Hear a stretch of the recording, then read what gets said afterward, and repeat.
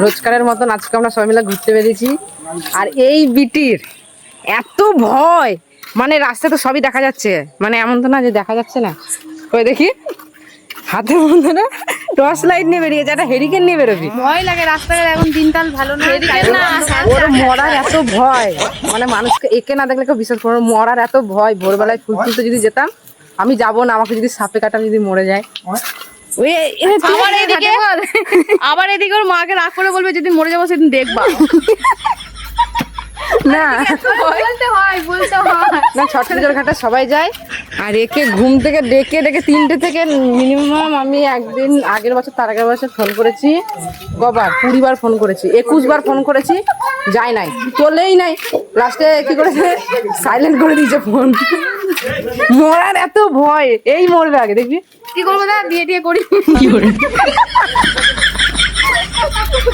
এখন ওর বিয়ে হয় না, টাকা নাই কোয়েলের কাছ থেকে। 1 টাকাও নিয়ে আসেনি, আমার কাছে 10 টাকা পড়েছিল, গেছে সৌরভদার খাবার আনতে, দেখি কি আনছে দেখো। 10 টাকা এনে 4 জন খাবো, 4 জনে 10 টাকা খাবো গাইজ। আমরা 2.5 টাকা করে সঞ্চয় করি, 2.5 টাকা করে খাবো আমরা।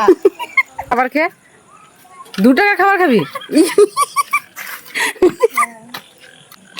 এই যে কি এনেছে, সেও ভাজা আর আর এই এই যে ডাল ভাজা। ও না সরি, ছোলা। এই না 2 টাকা খাবার খা। বাবা কত পয়সা রে, ভাইয়ের কাছে দিদি টাকা নিচ্ছে, লজ্জা লাগা দরকার তোর। কি খাবি বল তাইলে এবারে। কত টাকা নিয়েছিস দেখি? কিছু খাবো, চ 10 টাকা। আবার আমাদের 10 টাকা জোগাড় হয়ে গেছে। নিতে না নিতেই ভাগ বাটোরা শুরু হয়ে গেছে। কোয়েল ভাগ্যিস লাইটটা জ্বালিয়েছিল, নাহলে এতগুলো দিতই না। হ্যাঁ এই যে এই যে সৌরভদার ঠোঙা কিছুই নাই। আগে দিদে তো একটু চাটি দিদে, যা বাস হয়ে গেছে। 4টির বদলে কিন্তু অনেক 8-9